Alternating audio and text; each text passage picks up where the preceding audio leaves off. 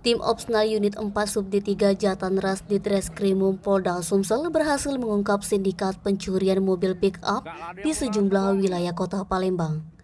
Polisi meringkus 4 orang tersangka, 2 di antaranya sebagai penada hasil curian. Masing-masing tersangka yakni Adi Wijaya 35 tahun, warga Rambutan, Kabupaten Banyuasin. Rio Apriansyah 35 tahun, warga Tanjung Payang, Kabupaten Lahat. Keduanya sebagai eksekutor.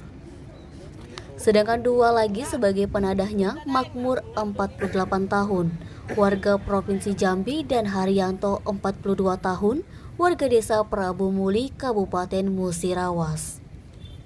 Ikut diamankan 6 unit mobil sebagai barang bukti hasil pencurian. Dari laporan kepolisian, sindikat ini melakukan aksinya di 12 tempat kejadian perkara. Dari laporan kepolisian, sindikat ini melakukan aksinya di 12 tempat kejadian perkara, sebanyak 11 TKP di Palembang dan 1 TKP di Kabupaten Banyuasin. Dari 12 TKP tersebut, selain mobil pick-up, sindikat ini juga pernah membawa kabur 1 unit truk bermuatan galon dan 2 unit motor jenis Matic di Palembang.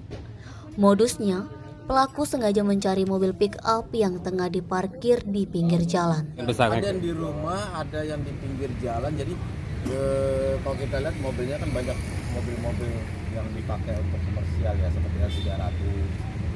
Dia memang dia memiliki keamanan ya yang agak mudah untuk dijebol, dan juga kalau sudah masuk ke mana kebun-kebun, nah dia dimasukkan ke sini. Edo, Sumeko TV melaporkan. Ke sini, ini yang dipakai untuk